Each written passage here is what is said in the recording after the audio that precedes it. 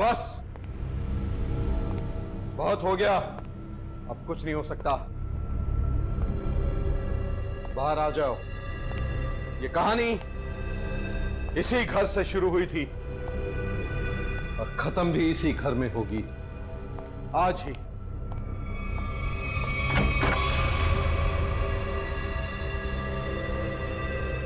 छुपने का कोई फायदा नहीं। बाहर आ जाओ। सुना तुमने?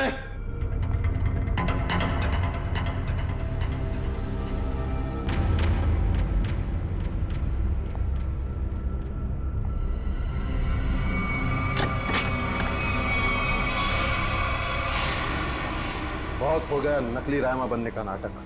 पर come on, move.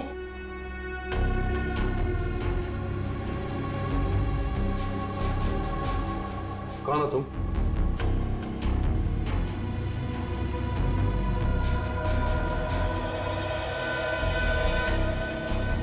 CID office, पूर्वी। सीआईडी?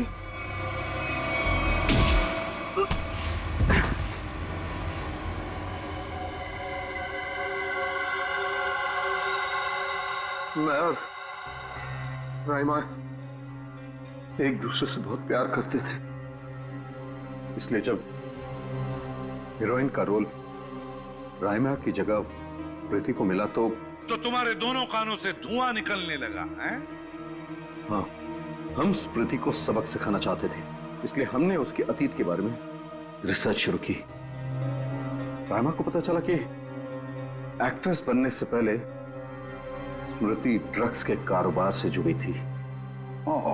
इसलिए रायमा ने स्मृति को ब्लैकमेल करना शुरू कर दिया। क्यों? स्मृति को लगा कि उसका करियर खत्म होने वाला है, उसके रीलॉन्चिंग के सपने पर पानी फिर जाएगा, इसलिए उसने और उसके बॉयफ्रेंड विराज ने एक किलर को रायमा की सुपारी दी।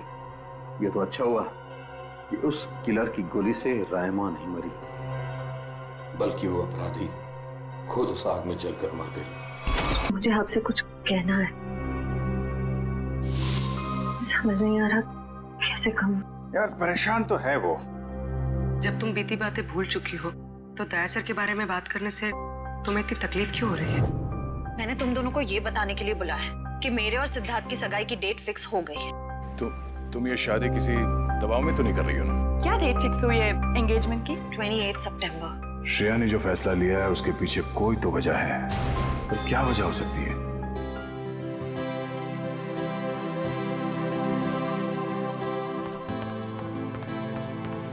लीजिए पापा आपकी कॉफी। लाओ लाओ लाओ। बिल्कुल वैसी जैसे आपको पसंद है। गरम है आराम से।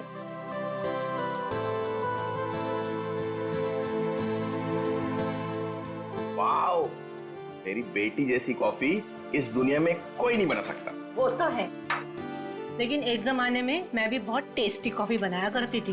तुम हो ही इतनी टेस्टी। हाँ? मेरा मतलब है तुम आज भी उतनी टेस्टी कॉफी बनाती हो। आप भी ना बेटी के सामने कुछ भी बोल रहे हो। क्यों, क्या हुआ? श्रेया बेटा, तुम्हें कोई प्रॉब्लम है?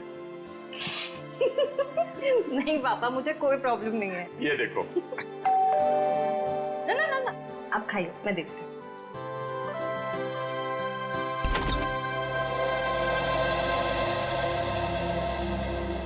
सिद्धार्थ, क्या हुआ, चौक गई मुझे देखकर? सिद्धार्थ बेटा आओ, अंदर आओ। बैठो, मैं तुम्हारे लिए अरे कॉफी। नहीं श्रेया, मैं थोड़ा जल्दी में हूँ। मैं ये एंगेजमेंट कार्ड दिखाने आया था।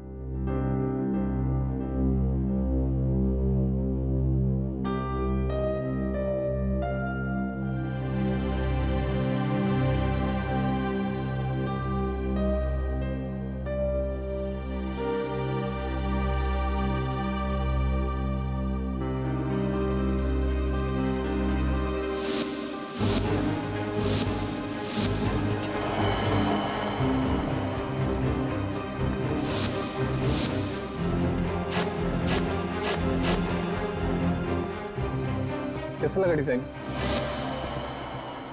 कार्ड पसंद नहीं आया? कोई बात नहीं, दूसरा बनवा लेंगे। नहीं, कार्ड अच्छा है।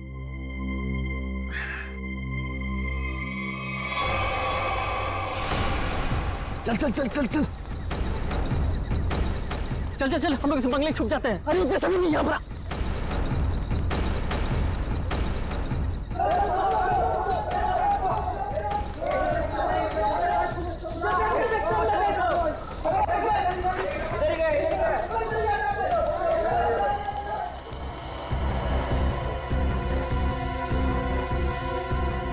चल चल निकलते हैं यहाँ से। अरे रुक रुक रुक, हम लोग सारा सोना यहीं पे गाड़ देते हैं जमीन में। अबे तेरा दिमाग खराब हो गया है? मोहल्ले के लोगों ने हमारा चेहरा देख लिया है और अगर कल हम यहाँ दोबारा आए तो यहाँ पकड़े जाएंगे, खतरे में पड़ जाएंगे। हम लोग सोना लेकर बाहर नहीं जा सकते हैं, सारे लोग घूम रहे हैं। और तू खतरों से कब से डरने लगा? अरे खतरों से नहीं, तेरी बेवकूफियों से डर रहा हूँ। देखना एक दिन तेरी सारी बेवकूफियां हमें ले डूबेंगी, समझा? तू बेवकूफ किसे बोला? हाँ, सारा प्लान मैंने बनाया है। सारा प्लान तूने बनाया, इसका मतलब ये नहीं कि जेल भेजने का प्लान भी तू बनाएगा, समझो? जरूरी नहीं है मैं तेरा सारा बात मानूं, समझा? सोना यहीं गाड़ेंगे, यहीं। अच्छा गाड़ के दिखा। अच्छा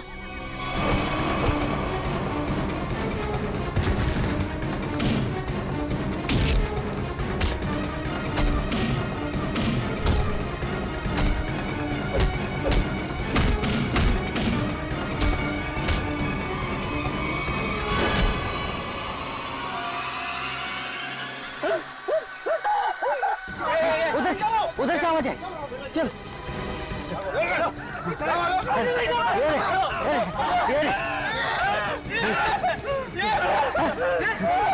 अरे ये तो कंकाल है।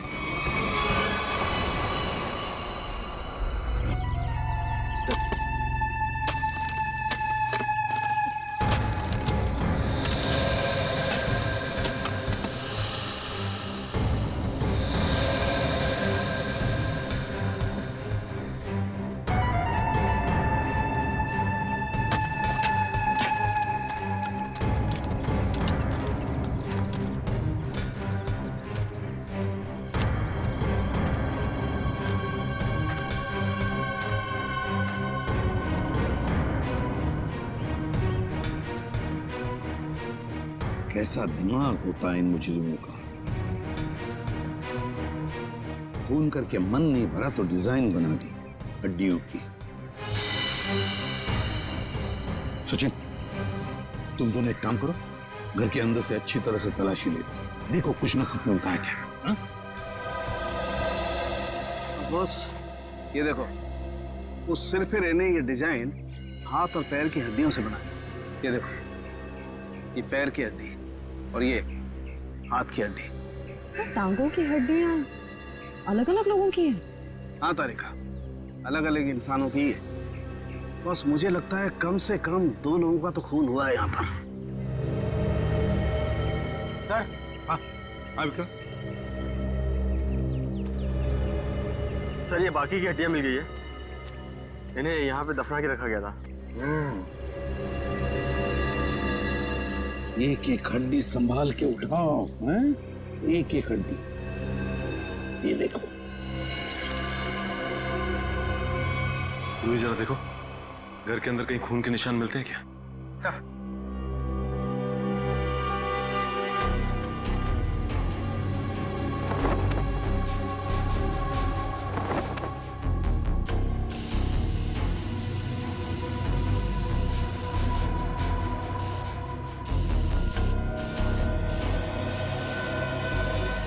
जी सर, गांव वालों का कहना है कि 1984 में इस घर के मालिक अपने पूरे परिवार के साथ ऑस्ट्रेलिया चले गए थे छुट्टी मनाने के लिए। कुछ दिनों बाद उनकी मौत की खबर आई वहां से। पूरी फैमिली समुंदर में डूब गई। अच्छा एक बात बताइए, ये इनकी मौत के बाद कोई घर का ख्याल वाल रखने नहीं आया था? नहीं सर, दोस्तों और रिश्तेदारों को लगता था कि इस घर में कुछ आत्माएं। अच्छा, आप लोगों ने यहाँ पे आत्मा देखी है क्या? जी सर, कुछ परछाइयाँ दिखती रहती हैं अक्सर। हाँ, और कुछ ऐसी भयानक सी आवाजें भी आती है सर। हाँ? कैसी कैसी भयानक सी आवाजें? सर, कभी किसी के चीखने की आवाज, कभी किसी के रोने की आवाज आती है।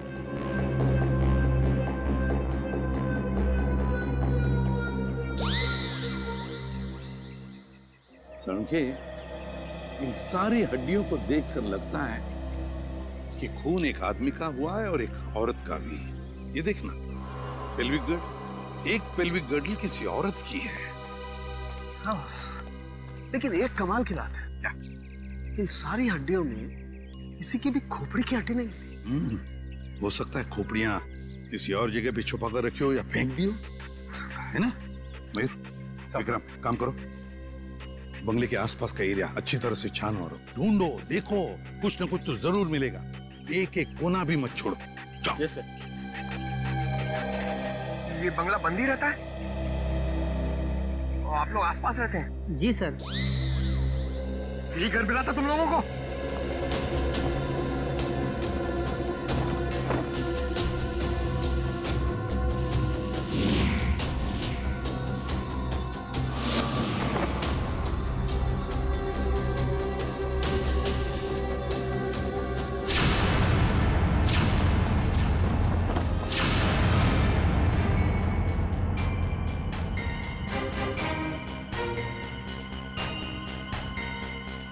सूखा हुआ खून। सर ये टेप रिकॉर्डर और ये प्रोजेक्टर मिला है। टेप रिकॉर्डर और प्रोजेक्टर और ये सूखा हुआ खून, इसका मतलब कोई ना कोई बहुत गहरा राज छिपा है इस बंगले के अंदर। सर, सर खोपड़ी तो कोई नहीं मिली, मगर ये कार की चाबी मिली। कार की चाबी है ना, बड़ी अजीब बात। कार की चाबी है पर यहाँ पर कोई गाड़ी नहीं। एक आदमी एक औरत की हड्डियां हैं पर उनकी खोपड़ियां नहीं। फिर है क्या ये सारा चक्कर? और फिर किसने किया है ये? RAIMA, हड्डियों से रायमा लिखा है सर। रायमा लगता है किसी लड़की का नाम है ये।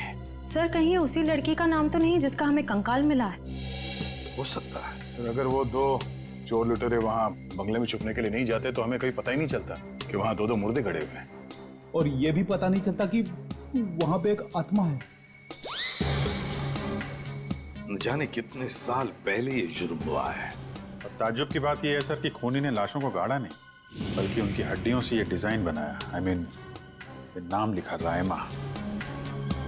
यहाँ पर से हमें कुछ चीजें भी मिली है ना, वो टेप रिकॉर्डर, प्रोजेक्टर और कपड़े। इन तीनों चीजों से हमें खूनी के बारे में बहुत कुछ पता चल सकता है। ज्यादा देर खुला नहीं घूमेगा ये खूनी। सर हमने उन सब चीजों को रिपेयर के लिए भेज दिया है। बहुत जल्द पता चल जाएगा कि हमारा शक सही था या गलत। और वो गाड़ी की चाबी जो हमें मिली थी, कीजो कार की चाबी। कीजो, अच्छा, तो फिर कीजो कार कंपनी से हमें पता चल सकता है। क्या आप हमें बता सकते हैं ये चाबी किस गाड़ी की है और ये गाड़ी आपसे खरीदी किसने? बिल्कुल बता सकते हैं। सबके इनिशियल पॉइंट में डालकर देखेंगे, फौरन पता चल जाएगा। आइए सर। एक मिनट, उससे पहले आप ग्लव्स पहन लीजिए। Thank you.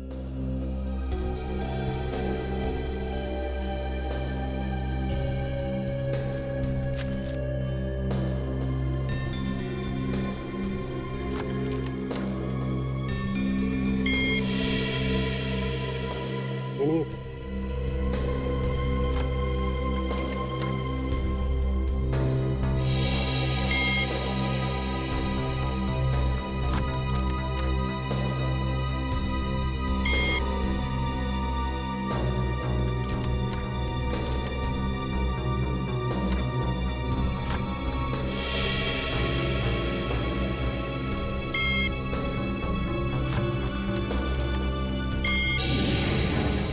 ये देखिए सर, मैच कर गई। सर ये 2009 की कीजो FX मॉडल है और हमने इसे मरवाना बंद कर दिया है। कीजो FX 2009 मॉडल। आपके किसी कस्टमर ने कोई रिक्वेस्ट की थी ऐसी चाबी की डुप्लीकेट चाबी बनवाने की? ये पता करने में तो बहुत वक्त लग जाएगा। तो ठीक है, आप पता कीजिए। तब तक हम ये पता करते हैं कि 2009 की कीजो FX मॉडल की कितनी गाड़ियां चोरी हुई थी। मिलिंद जी सर, कुछ हो रहा है कि नहीं? सर मैं कोशिश तो कर रहा हूँ सर।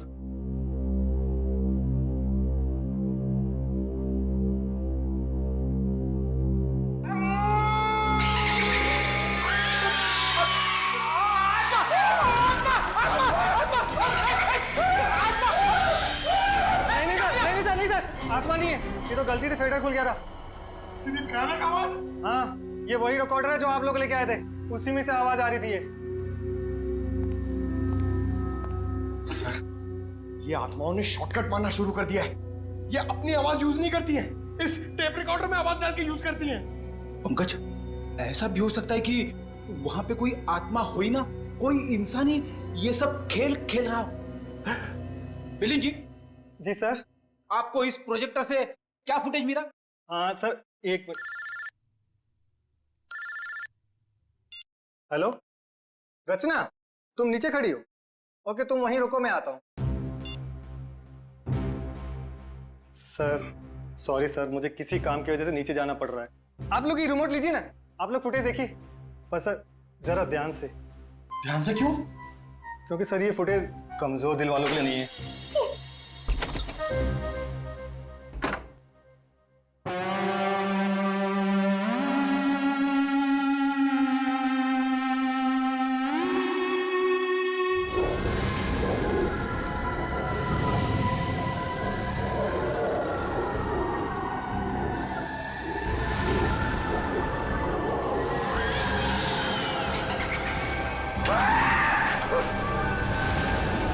पंकज आत्मा, पंकज, बंगला नंबर 13 की आत्मा यहाँ आ गई।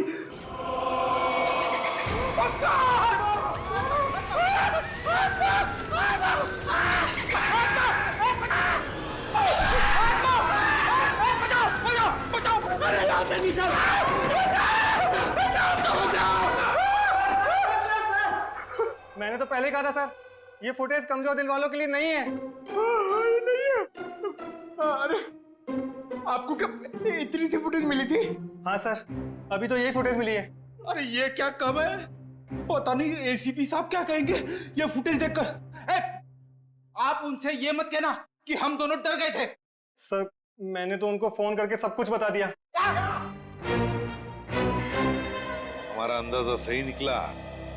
ये खूनी इस प्रोजेक्टर के जरिए किसी को डरा रहा था, आत्मा बनकर। सर, हो सकता है कि इस फुटेज का उन मुर्दों के साथ कोई लेना देना ही ना हो। I mean, लोगों में ये अफवाह फैली है कि इस बंगले में आत्मा है, तो हो सकता है कि ये पूरी फुटेज किसी ने किसी के साथ मजाक करने के लिए बनाई हो। नहीं श्रेया, नहीं, इन दोनों चीजों का जरूर एक दूसरे से कोई ना कोई संबंध है। ये डरावनी फुटेज उस खूनी के विकृत दिमाग में से ही निकली है। हाँ सर, किसी को डराने या मजाक करने के लिए कोई इतनी मेहनत नहीं करेगा। फुटेज में ये जो आत्मा है, इसे प्रोफेशनल तरीके से फिल्माया गया है, स्पेशल इफेक्ट्स के साथ, जैसे फिल्मों वगैरह में होता है। और इस फुटेज को देख के लगता है सर कि खूनी को स्पेशल इफेक्ट्स का काफी ज्ञान है, या फिर हो सकता है उसने ये फुटेज किसी स्पेशल इफेक्ट्स स्टूडियो में बनवाई हो। हाँ, बिल्कुल सही, ऐसा ही हो सकता है। तो शहर में जितने भी स्पेशल इफेक्ट्स के स्टूडियोज हैं, सब में जाकर के पता लगाना पड़ेगा। आइए सर, ये बलविंदर है, वो गाड़ी की चाबी इन्हीं की थी। क्या बात है सर, मुझे यहाँ क्यों बुलाया गया है? हमें आपकी गाड़ी की चाबी मिली है। कहाँ से सर? उन्नति नगर, बंगला नंबर 13। ये एड्रेस कुछ जाना पहचाना लग रहा है? नहीं सर। नहीं? रायमा नाम सुना है पहले कभी? बिल्कुल नहीं सर। मगर सर, इसका मेरी गाड़ी से क्या लेना देना है? आपकी गाड़ी है कहाँ? सर, वो तो कई सालों से गायब ही है। कब से? 5 जुलाई 2011। दरअसल मेरा टैक्सी का बिजनेस है। मेरी कंपनी का नाम है बलविंदर एंड कंपनी। मेरा ड्राइवर प्रीत उस दिन गाड़ी लेकर न जाने कहाँ गायब हो गया। तब से लेकर आज तक मेरी गाड़ी का कोई अता पता ही नहीं है सर। और उस ड्राइवर का? अस्पताल से फोन आया था कि उसे वहाँ भर्ती किया गया है। मैं उसे वहाँ देखने गया था।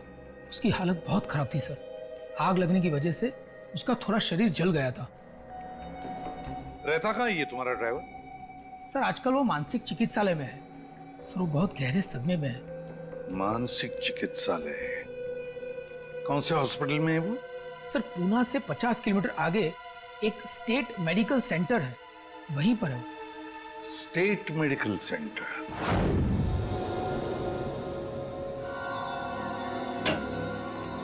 हाँ तारिका जी, कुछ बात बनी? सर चेक कर रहे हैं ना, कुछ ना कुछ तो पता चल ही जाएगा। भाई साहब, मैं दिखाई नहीं दिया आपको? दिखाई? अरे सर, आप तो सपने में भी दिखाई देते हैं। हाँ सर, आज सुबह ही सपना देख रहा था। जैसे ही मैं फॉरेंसिक लैब में आता हूँ, आप इस केस के बारे में कुछ ऐसी बातें बताते हैं कि शाम तक खूनी पकड़ा गया। अभिजीत, तुमने सपना देखा? जी सर। और सपने में मुझे देखा? जी सर। ना, तुमने सपने में तारिका जी को देखा होगा। जी सर। हाँ? नहीं सॉरी सर, क्या क्या कह रहे हैं सर आप भी? तो बताइए डॉक्टर साहब, इन कंकालों ने अपनी आप बीती बताई? हाँ, थोड़ी बहुत बातें पता चली है। सबसे खास बात ये है कि ये कंकाल वक्त के साथ कंकाल नहीं बने। खूनी ने इन्हें मारने के बाद तुरंत इन्हें कंकालों में बदल दिया है। मतलब खूनी ने इनकी खाल को एसिड से जला दिया है। माय गॉड, इतनी बेरहमी से मौत हुई है इनकी। और ये जो कंकाल है ना, ये कंकाल एक आदमी का है। इसकी उम्र 30 से 35 साल है और इसकी लंबाई लगभग 6 फीट के आसपास है। और ये जो हाथ पे उंगलियों में आपने ये निशान लगा रखा है, ये क्या है? हाँ, दरअसल इसकी उंगलियों में, इसकी कलाई पे मुझे बहुत कुछ टूट फूट दिखाई दी। मतलब ये आदमी अपने हाथों का बहुत ज्यादा इस्तेमाल करता हो। शायद ये किसी ऐसे प्रोफेशन में होगा जहाँ हाथों का काफी इस्तेमाल होता है, या तो कोई मजदूर या फिर कोई आर्टिस्ट। और ये दूसरा कंकाल लड़की का, उसे क्या पता चला? दया, इस लड़की की उम्र लगभग 30 साल। इसकी लंबाई 5 फीट 4-5 इंच है, बस इससे ज्यादा कुछ पता नहीं चल पाया। और ये जो ड्रेस पे खून लगा है, इसका क्या? टेस्ट करने से पता चला कि ये खून नहीं है, लमाइन रेड नाम का केमिकल है, जिसका इस्तेमाल ज्यादातर फिल्म्स, टीवी सीरियल्स और नाटकों में किया जाता है, नकली खून दिखाने के लिए। तो इसका मतलब किसी ने पूरी तैयारी कर रखी थी, ये बंगला नंबर 13 में किसी को डराने की। पकड़ा जाएगा, वो खूनी भी है और वो डराने वाला भी है, अगर दोनों अलग अलग है तो। डॉक्टर साहब, कितना टाइम लगेगा ये पता करने के लिए कि कंकाल कितना पुराना है? थोड़ा वक्त लगेगा दया, तुम तो जानते हो कार्बन डेटिंग में थोड़ा वक्त लगता है।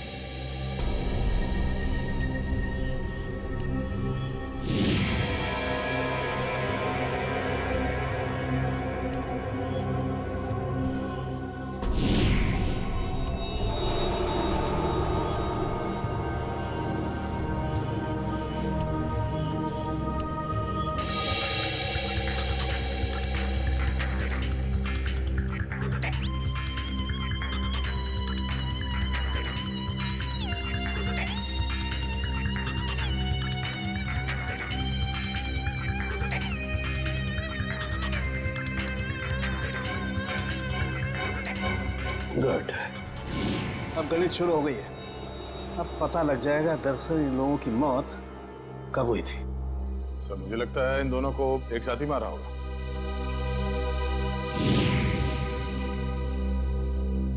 36 से 38 महीने पहले, मतलब 3 साल पहले। 2011 में मौत हुई इनकी। और उस बलविंदर की कार भी जुलाई 2011 को गायब हुई थी, बंगला नंबर 13 से। सर, अब तक तो खूनी शहर छोड़ के भागा होगा, उसे ढूंढेंगे कैसे?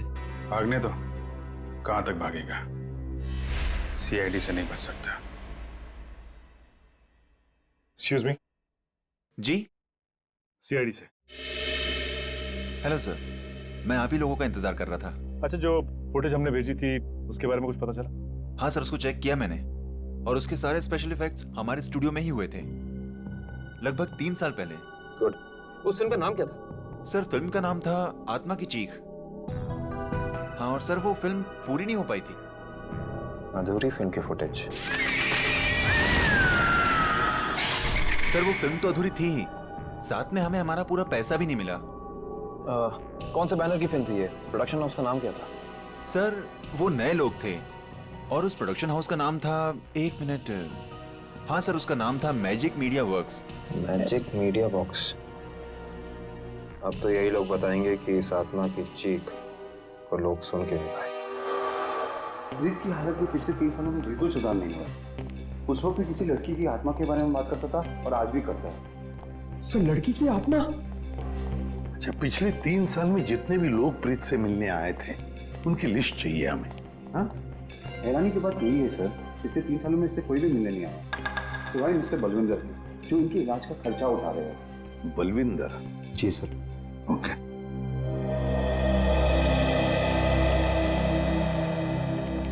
प्रीत, ये सीआईडी ऑफिसर्स है, ये तुमसे कुछ बात करना चाहते हैं। सीआईडी?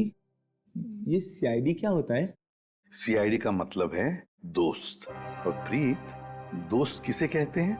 जो अपना सुख दुख दूसरे दोस्त के साथ बांटता है ना? और हम सब तुम्हारे दोस्त हैं, तो अब तुम हमसे तुम्हारे सुख दुख बांटोगे ना? ठीक है दोस्त। देखो प्रीत, अब मैं तुमसे कुछ कहूंगा, कुछ पूछूंगा, इन सब चीजों का बड़े शांत दिमाग से मुझे जवाब देना। याद करो, जुलाई महीना 2011, तुम उस रात बंगला नंबर 13 में गए थे 2 लोगों को लेकर। हाँ, 2011, बंगला नंबर 13। बंगला नंबर 13, क्या हुआ था वहां पर? तुम लोग मेरे दोस्त नहीं हो, तुम लोग मेरे दोस्त नहीं हो। राइमा ने भेजा है ना तुम लोग को मुझे मारने के लिए। राइमा ने भेजा है ना? नहीं, राइमा ने नहीं भेजा है। हम लोग दोस्त हैं तुम्हारे। हाँ, पक्का? बिल्कुल पक्का, राइमा ने नहीं भेजा है हमें। अब बताओ, क्या हुआ था उस रात उस बंगले में? हा? बंगला नंबर 13। एक आदमी और औरत ने पैसे दिए थे मुझे उन्हें वहां ले जाने के लिए। ये क्या? राइमा चीख रही है, राइमा चीख रही है, मुझे मार देगी, मुझसे बदला लेना चाहती है। राइमा तुम्हारे पीछे है। ये बात करने की स्थिति में नहीं है अभी। आई एम सॉरी डॉक्टर साहब, दो मिनट और। सॉरी, मैं आपके केस के लिए मैं अपने पेशेंट की जान खतरे में नहीं डाल सकता। Please cooperate. ठीक है। मुझे मार देगी, मुझसे बदला लेना चाहती है। अभिजीत, एक बात तो पक्की है कि उस रात प्रीत बंगला नंबर 13 में एक आदमी और एक औरत को लेकर गया था, और हमें जो कंकाल मिले हो शायद उसी आदमी और उस औरत के हो। हाँ सर, ये आत्मा वाला ड्रामा करके उनको डराया, मार डाला, फिर सर अलग कर दिया ताकि पहचान ना हो सके। सर, ये प्रीत बार बार राइमा आ रही है ऐसा क्यों बोल रहा है? कहीं राइमा जिंदा तो नहीं? इस बात का तो पता लगाना ही पड़ेगा कि प्रीत की बातों में कितनी सच्चाई है और कितना भ्रम। लेकिन एक बात तो पक्की है, इस राइमा का इस केस के साथ कोई ना कोई संबंध जरूर है। इस राइमा की कुंडली निकालो। राइमा,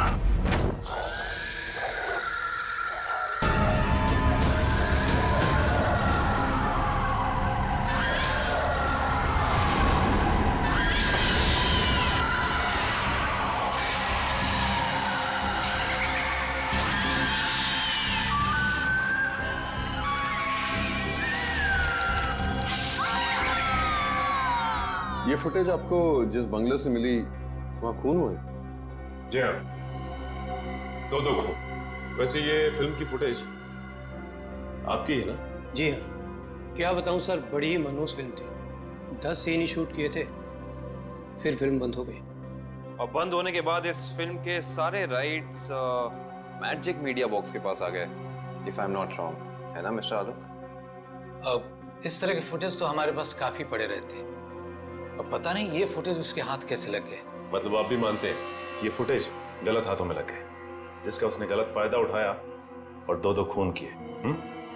शायद कोई बाहर वाला होगा। लेकिन आपको ऐसा नहीं लगता कि कोई अंदर वाला भी हो सकता है? क्योंकि ऐसा काम करने के लिए अंदर वाले के लिए कोई आसानी ज्यादा होती है। वैसे इस फिल्म पे आप लोग क्या क्या काम कर रहे थे? सुनील राइटर था, आलोक डायरेक्टर और मृणाल कॉस्ट्यूम डिजाइनर। और आप प्रोड्यूसर, राइट? जी। आप में से कोई राइमा को जानता है? राइमा हमारे फिल्म की हीरोइन थी। सर, आप कैसे जानते हैं राइमा के बारे में? आप एक काम कीजिए मिस्टर आलोक, आप अपनी फिल्म की हीरोइन राइमा को यहाँ बुला लीजिए। वो एक्चुअली कई साल पहले राइमा एक हादसे में आग में जलकर मर गई। मर गई? अच्छा, राइमा की कोई तस्वीर या फोटो? मृणाल, फोटो ले आओ। जी सर। एक मिनट, अभी आपने कहा कि वो जल के मर गई, लेकिन कैसे? ज्यादा कुछ तो पता नहीं है, क्योंकि उसके और हमारे बीच तनाव हो गया था। और वो क्यों? वो एक्चुअली हम राइमा को अपनी फिल्म में हीरोइन लेना चाह रहे थे, पर बाद में हमने अपना इरादा बदल लिया और स्मृति को हीरोइन ले लिया और राइमा हो गई साइड एक्ट्रेस। तुम मेरी जगह ये छिपकली को हीरोइन बनाना चाहते हो? तुम्हारा दिमाग खराब हो गया है? राइमा, तमीज से बात करो। मैंने तुमसे कहा ना, अगली फिल्म में तुम्हें हीरोइन बनाऊंगा। इस फिल्म के किरदार के लिए तुमसे बेहतर स्मृति। अच्छा, तो ये बात पहले क्यों नहीं सोची जब मुझे फाइनल किया था? ये फिल्म इंडस्ट्री है राइमा, यहाँ किसकी किस्मत कब यू टर्न मार जाए कोई नहीं कह सकता। ये फिल्म मेरी किस्मत में थी मुझे मिल गई। इंतजार करो, सिर्फ इंतजार। एक दिन तुम्हारी जिंदगी ऐसी दिशा में चली जाएगी जिसका अंत गहरी खाई में होगा, समझे तुम? क्या तुम मुझे धमकी दे रही हो? धमकी ही समझ लेना। राइमा रुको, राइमा। सूरज गया था राइमा को मनाने के लिए, लेकिन कोई फायदा नहीं। एक हफ्ते बाद खबर आई कि एमजे स्टूडियो में आग लगी है और राइमा की मौत हो गई। मुझे अफसोस है, अगर राइमा हमारी फिल्म की हीरोइन होती तो शायद ये दुर्घटना ना होती और आज वो जिंदा होती। आलोक जी, आप एक काम कीजिए, आप अपनी फिल्म की नई हीरोइन स्मृति उनको यहाँ बुलाइए। मैंने उसे कॉल किया था, उसका फोन लगा नहीं, और आर्ट डायरेक्टर विराज का भी वो फोन डेट बता रहा था। विराज और स्मृति से मिलना पड़ेगा। सर, ये रहे फोटो। ये है राइमा। राइमा ने स्मृति को धमकी दी, उसके बाद राइमा खुद मारी गई। तो फिर ये खून कर कौन रहा है? इसका जवाब तो अब विराज और स्मृति से मिलकर ही पता चलेगा। मैंने पता किया, ये विराज और स्मृति इस ब्लू रोज प्रोडक्शन हाउस में काम कर चुके हैं। गुड निकल, इससे पूछते हैं। अरे सुनिए भाई साहब जी, ये विराज शंकर है, आर्ट डायरेक्टर है, काफी टीवी में और फिल्मों में सेट लगाए हैं इन्होंने। इन्हें पहचानते हैं आप? नहीं सर, मुझे नहीं मालूम। जी, आगे पूछते हैं। एक्सक्यूज मी, हम लोग सीआईडी से। जी, आप विराज शंकर को जानते हैं? विराज शंकर? हाँ सर, मैं जानता हूँ। वो बेचारे बहुत कर्जे में थे, पर फिर पता नहीं क्या हुआ उनका। उनका कोई एड्रेस, कोई पता? सर, इस बारे में कुछ ज्यादा तो पता नहीं है, लेकिन उनका ऑफिस कहीं अंधेरी में है। अच्छा, ये फोटो को ध्यान से देखिए। स्मृति ये फिल्मों में काम करती है, पहचानते हैं आप इन्हें? जी हाँ, इनकी बंद फिल्म के बाद इनको कोई प्रोड्यूसर फिर से रिलॉन्च करना चाहते थे, लेकिन सर ये पता नहीं क्यों बदकिस्मती से ये 2011 में अमेरिका चली गई और उसके बाद फिर लौट के आए हैं। ये स्मृति का कोई अता पता जहाँ हम उनसे मिल सकते हैं? हमें तो नहीं पता, पर उस एजेंसी पर उसका पुराना एड्रेस होगा जहाँ पर उन्होंने चमकार वॉशिंग पाउडर का विज्ञापन किया था। ठीक, थैंक यू। ज़्यादा एजेंसी से स्मृति के घर का पता निकलवाते हैं।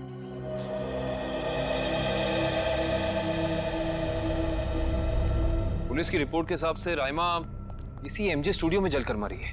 पता नहीं काबिल, लेकिन ये बात इतनी सीधी है नहीं जितनी की लग रही है। जैसा कि फाइल में लिखा हुआ है कि स्टूडियो में आग लगी रात के 2 बजे। ये राइमा स्टूडियो में 2 बजे करने क्या आई होती, जबकि यहाँ शूटिंग भी नहीं चल रही थी। सही कह रहे हो सच, लेकिन एक बात है जो मेरे दिमाग से निकल नहीं रही है, वो ये कि यहाँ रात 2 बजे आग लगी तो सुबह 5 बजे तक किसी को पता क्यों नहीं चला? और रिपोर्ट के हिसाब से यहाँ आग 5 बजे लगी।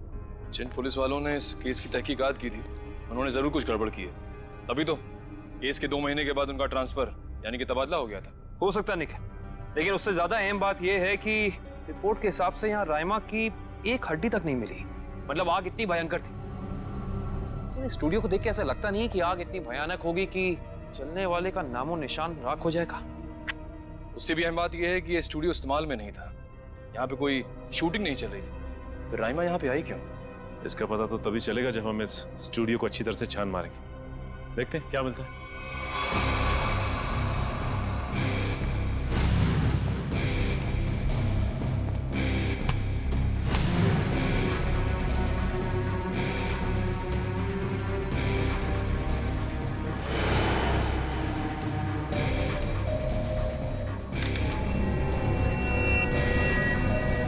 ये देखो, जली हुई गन।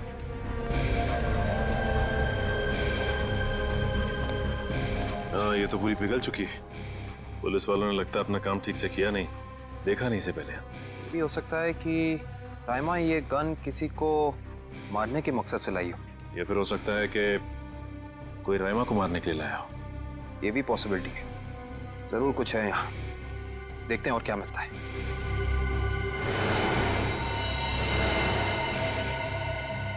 सर, कंकाल। एक मिनट, देखिए जरा संभाल संभाल। करण, शीट लैंप।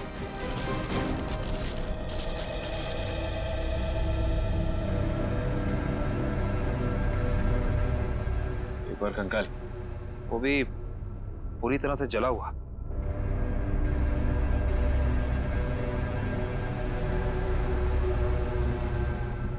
बॉस, इसकी पेल्विक गर्डल से पता लगता है कि ये कंकाल किसी लड़की का है। सर कहीं ये कंकाल राइमा का तो नहीं है?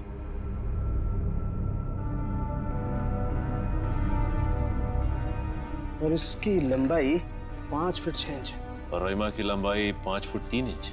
इससे साफ पता चलता है कि ये कंकाल राइमा का नहीं बल्कि किसी और का है। केस सुलझने की बजाय और उलझता चला जा रहा है। एक बात और, हम लोगों को यहाँ जली हुई गन जरूर मिली है, लेकिन इस लड़की की मौत गोली लगने की वजह से नहीं, इस लड़की की मौत जलने की वजह से ही हुई है। देखो, ढूंढो और कुछ मिलता है क्या।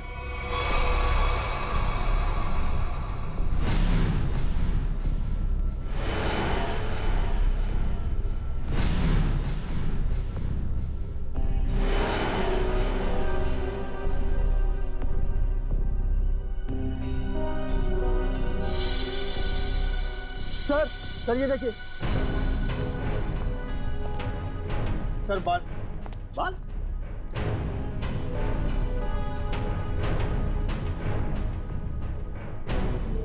ओह सर, ये तो किसी लड़की का बाल लगता है, या तो मरने वाली का या फिर राइमा का।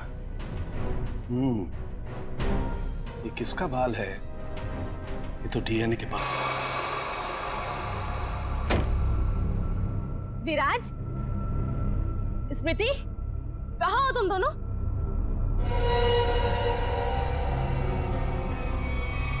कौन हो तुम? जिया। जिया? कौन जिया? और ये दरवाजा क्यों बंद कर दिया? ताकि तुम्हें अकेले में तोहफा दे सके। हाँ? स्मृति और विराज को ब्लैकमेल करने का तोहफा। हाँ? क्या कर रही हो तुम? सुना है आग से जलकर मरने में बहुत दर्द होता है। आग? छोड़ दो मुझे, प्लीज, गोली मत चलाना। मौत से बचकर कहाँ भाग रही? मौत से तो आज तक कोई नहीं बच पाया।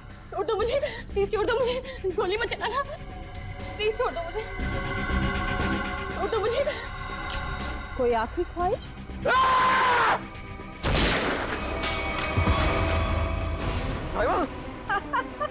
राइमा, मैं तुम्हें कुछ नहीं होने दूंगा। मैं तुमसे बहुत प्यार करता हूँ। मैं तुम्हें कुछ नहीं होने दूंगा राइमा। अब तुम दोनों को मुझसे कोई नहीं बचा सकता। सब फाइनल गुड बाय।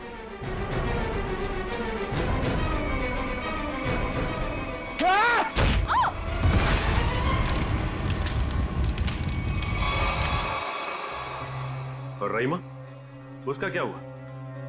जिंदा लाश बन गई वो।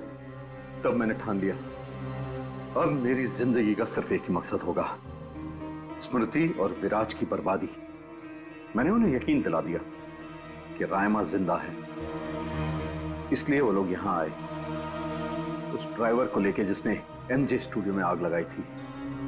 और फिर तुमने उन्हें डराना शुरू कर दिया। उनके दिमाग में यह भ्रम पैदा कर दिया कि यहां पर राइमा की आत्मा अभी भी है, जो उनसे बदला लेना चाहती है। हाँ, और फिर उन्हें मार डाला और उनका सिर काट के अपने साथ ले गए, ताकि अगर कभी उनकी लाश मिलती भी है तो उन्हें कोई पहचान ना सके। बेवकूफ हो तुम, बेवकूफ।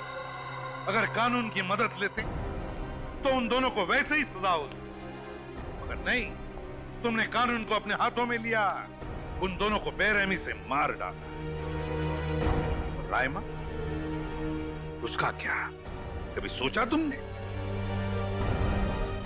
बेचारी की जिंदगी का फैसला तो अब कानून करेगा, लेकिन तुम्हारा फैसला तो हो ही गया, समझ लो। तुम्हें तो फांसी होगी, फांसी। Good morning. Hi. Good morning. अरे ये क्या लेके आई हो? सर, ये आप सबके लिए मिठाई है और मेरी एंगेजमेंट के इनविटेशन कार्ड्स हैं।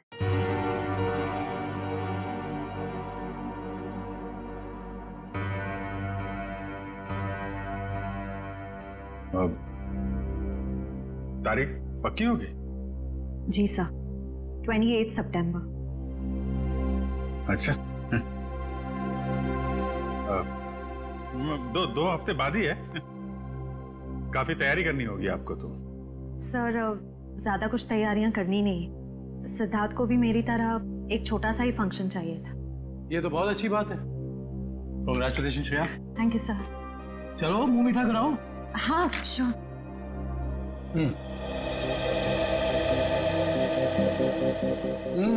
ये लड्डू तो बहुत अच्छे हैं। ओह सर, आप लोग भी लीजिए ना। हाँ हाँ, थैंक यू सर। लो फ्रेडी, मुंह मीठा करो। रहने तो मीठा खाने का मन नहीं है मेरा। अरे फ्रेडी, एक लड्डू से कुछ नहीं होगा, लो ना। Sir please. ये हुई ना बात पूरी। तुम ही लो श्रेया। नहीं सर थैंक यू, लेकिन आप सबको जरूर आना है। ये भी कोई पूछने की बात है श्रेया? हम सब जरूर आएंगे, है ना सर?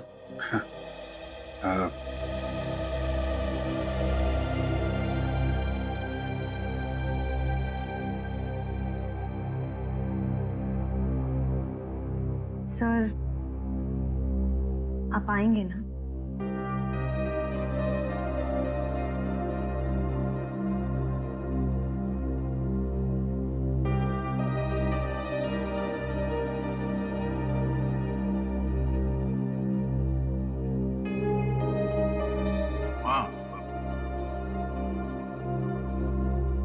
मैं जरूर आऊंगा।